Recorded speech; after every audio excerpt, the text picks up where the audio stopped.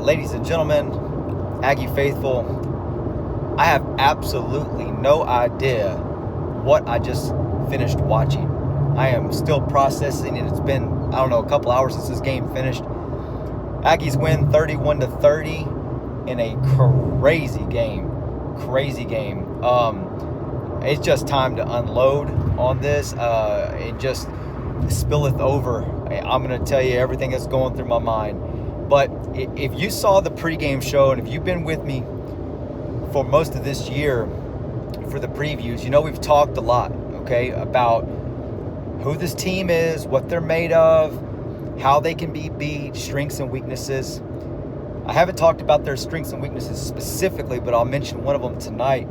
But I will go ahead and put this out there again. The only team that can beat this team is pretty much themselves. And this game is my score prediction was so far off. I had it 42-10 A&M, right?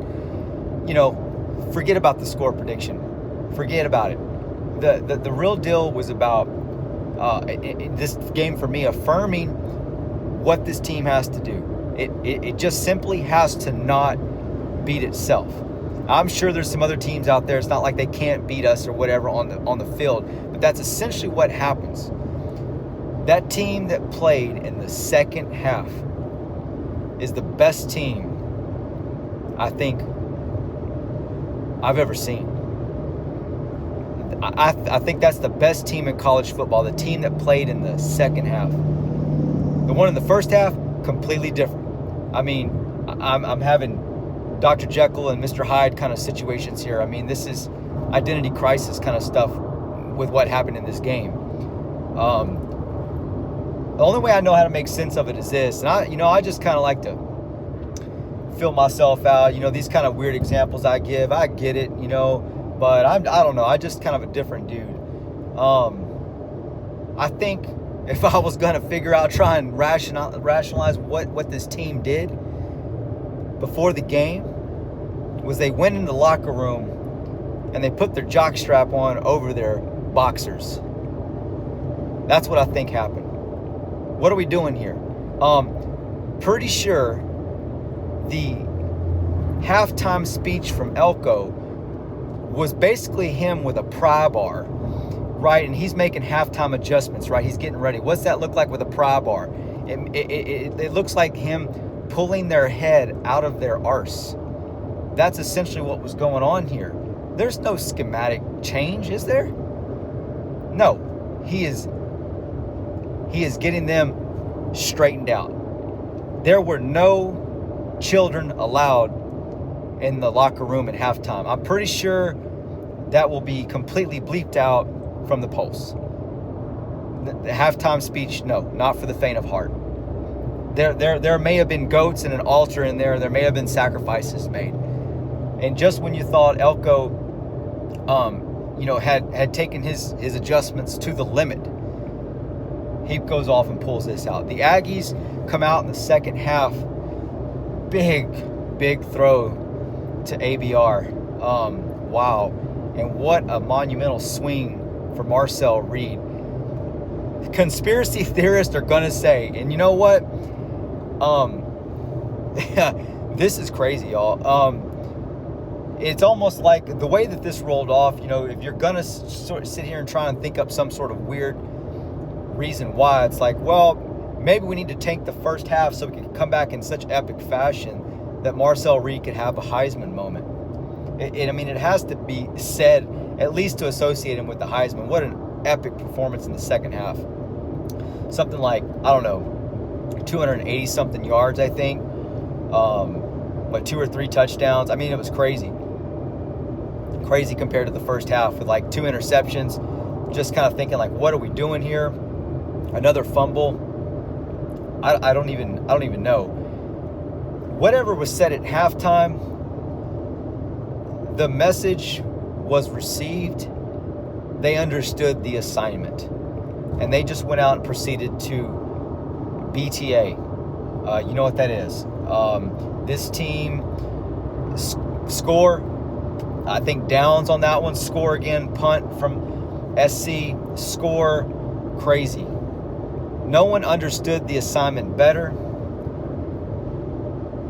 than Borkshire. He understood that. Did you see that hit? I have never seen a hit like that in my life. Never. That was, oh wow. I came out of my seat watching that from where I was. This is the kind of game, let me tell you something. The 12th man is simply amazing. We are getting our tail handed to us. And nobody went anywhere. Nobody. It was full. Everybody probably wanted to check out, but it was full. And that's why you go to the games if you can. If you haven't yet, get out there. Go see this team. They are just amazing. The things that they do when they are playing, they are so good. And that's why you don't leave. This game made me feel, it gave me those 2018 vibes. Watching us play LSU, it was very much different in how things rolled out, of course, but that's the kind of game this felt like in there, y'all.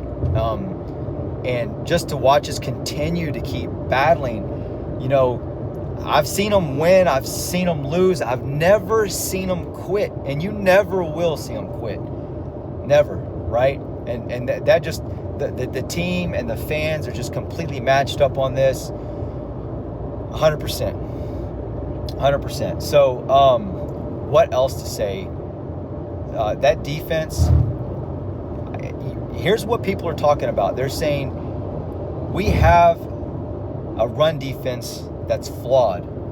And then we go out and I don't know, was it 13 or was it 30? I'm going to have to go back and check, but it was something tiny. Like 30 rushing yards in the second half. And we've got a problem. I think there's something that needs to be checked on this. I do. I absolutely do.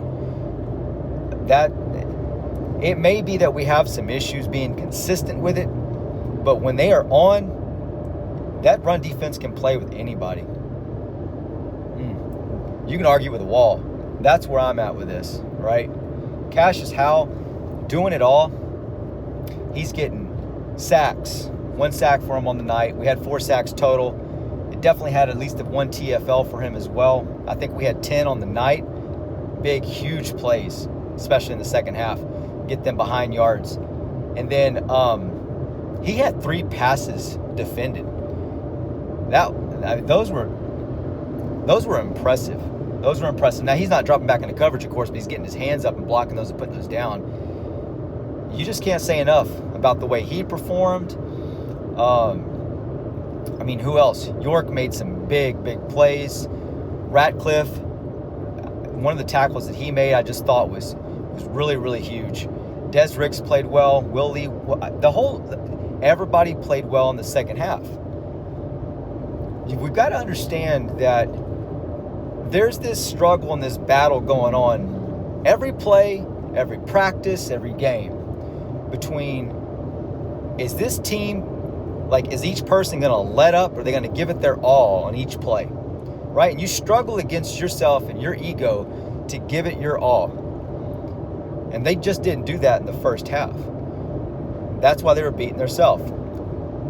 South Carolina made some good plays. We talked about this in part of it. I knew Sellers could make plays. He's a big guy. But New Harbor can make plays. And he did. That one he housed, dude is big and he is fast. He is dangerous.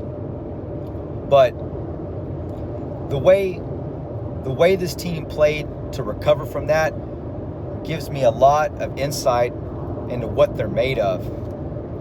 And I don't have, we've been talking about whether or not they're steel or gold, something that's nice and shiny, easy to change, something that's, hardened steel, hard to change, but something they can add on. I think they're the hardened steel piece.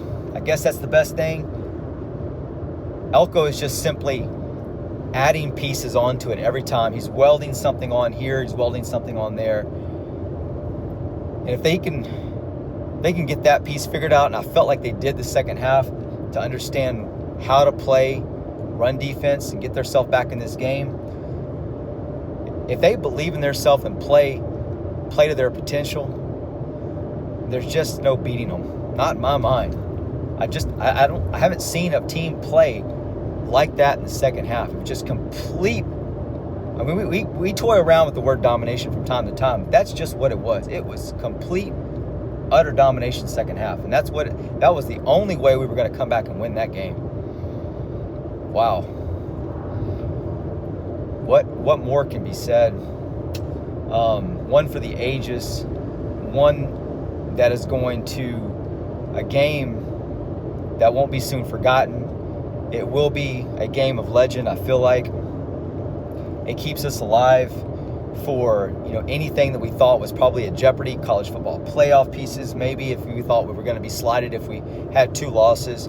But your Ags are 10-0, y'all. They are 10-0. We have Samford next week, barring something crazy. I mean, this was pretty crazy. I feel like you can't just completely write it off, but should be 11-0 after next week, and then what happens after that happens, right? We just have to go play and beat ourselves, right? This was the conundrum. If we beat ourselves, meaning if we battle against our ego, essentially, like what we really don't want to do, because that's what it's taking. That's what Elko's trying to pull out of them, doing the things that they don't want to do. Remember, he talked about this last year in the LSU game. Take it to a place that they don't want to go, that they're uncomfortable with. We have to take it to a place where we don't want to be first, okay? And that's how we win. That's how we win. Hats off to the offensive line for stepping up their game, because that's where a big part of the problem was coming from early on, just for not being physical. Man, did they turn it around. Absolute turnaround. So y'all, it's 10-0. What? I don't know what else to say. I'm so thankful that I got to watch this game. I'm so thankful I got to be a part of the 12th man. I got to see greatness. You don't get to see it very often, but that's what this team is capable of showing you. It's giving you a glimpse into something special. And this team is something special. So, Aggies, rest easy. You're 10-0. We'll be back next week. Just keep grinding, y'all. Keep grinding and enjoy.